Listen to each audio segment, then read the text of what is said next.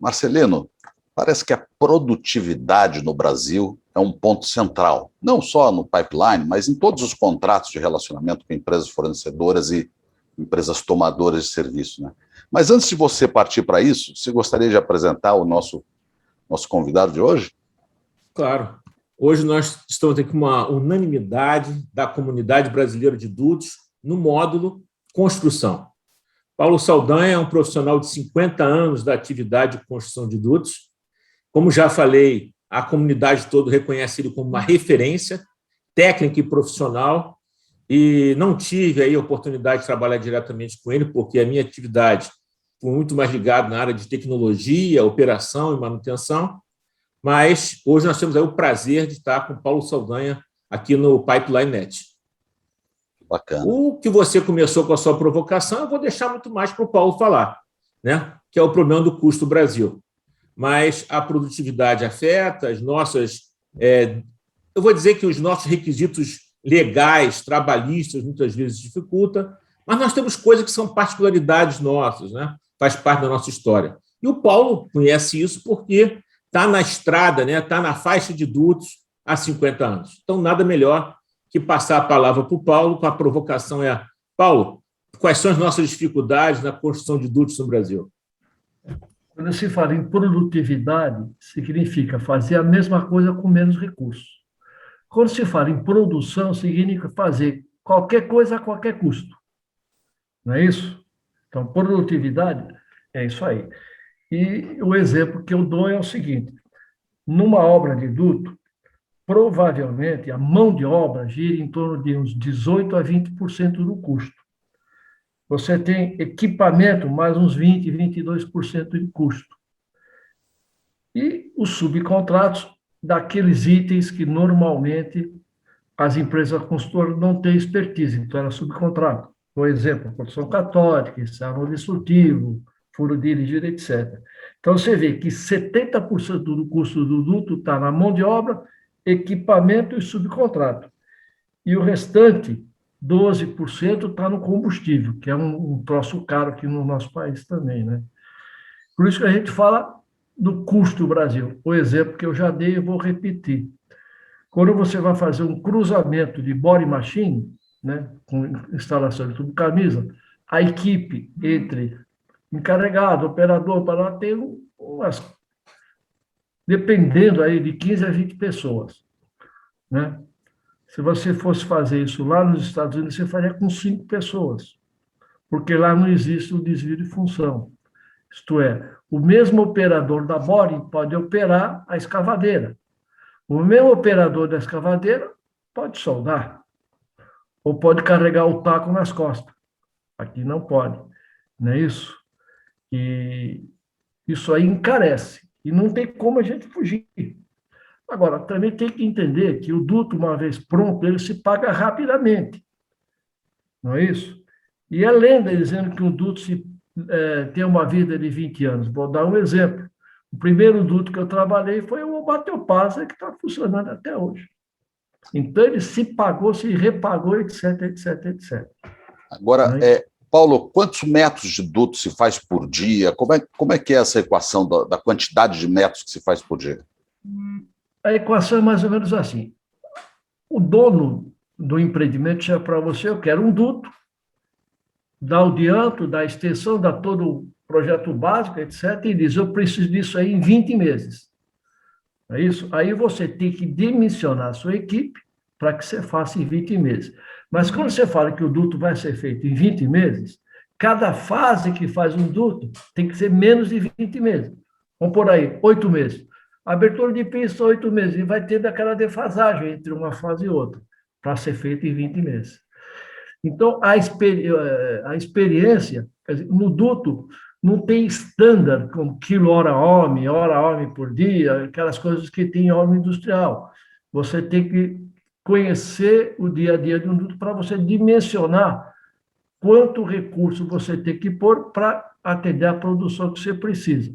Bom, para fazer aquela obra em 20 meses, 100 quilômetros, eu preciso fazer, sei lá, 400 metros de obra por dia. Então, eu tenho que dimensionar para fazer 400 metros por dia. Lembrando todos os problemas. Por quê? Um exemplo, o abaixamento no oleoduto, no gasoduto, é a fase mais tranquila que tem, como eu digo, porque a vala aberta, se tiver 1 quilômetro de vala aberta, ele lança 1 quilômetro em meia hora e fica parado depois, porque não tem mais para lançar. Para abrir uma vala, você com 2 escavadeiras, cada uma faz bem ou mal 300 metros por dia, você abre 600 metros por dia. Só que tem uma certa... né, como já disse uma vez um amigo, o duto é que nem um trem. Você tem a locomotiva que puxa, e cada vagão tem a sua responsabilidade, né? Se um vagão lá no meio quebrar, para tudo que tem para trás. Agora, Paulo e Marcelino. Marcelino, você que foi diretor da Transpetro, foi presidente da Renest, na tua contratação de contratadas e subcontratadas, e Paulo, você que tem essa experiência enorme na construção de dutos, o modelo contratual no Brasil é um modelo, entre aspas, fair, quer dizer, é um modelo tranquilo, igual ao outro resto do mundo? Eu vou provocar o Paulo e dizer o seguinte: Paulo, essa questão da corresponsabilidade ou responsabilidade solidária, esse é um problema sério no Brasil. Eu vivi isso de um lado e, com certeza, você, em todos os seus 50 anos de experiência, com certeza também viveu. Como é que você vê o impacto disso no nosso custo da construção, da responsabilidade solidária das subcontratadas? Sempre, né? Vou dar um exemplo. Quando você subcontrata alguma coisa, você já bota na contingência, porque se aquela empresa não concluir, como você é o responsável pelo contrato, vamos dizer, o seu cliente principal, que até ontem ainda era a Petrobras, né? Porque a Petrobras está fazendo pouco agora, ela vai te cobrar. Então, se o seu subcontratado não der conta, você tem que dar conta. Se ele tiver problemas de caixa, você tem que ajudar, porque se você não ajudar, ele vai para a falência, ou ele abandona a obra, não paga os funcionários e você tem que pagar. Mas em outros lugares do mundo é assim também, Paulo? Em outros lugares do mundo que você trabalhou em vários lugares da América Latina e tudo. No Equador, no Peru, na Bolívia é mais ou menos parecido. Um pouquinho mais simples, né? Mas é mais ou menos parecido. É mais ou menos parecido. Não muda muito. Eu não trabalhei, né, em país de primeiro mundo. Nunca me deram chance de eu trabalhar, por exemplo, nos Estados Unidos, na Inglaterra, no Canadá. Eu só trabalhei na Bolívia, no Peru, no Equador, um pouquinho na Argentina e muito no Brasil.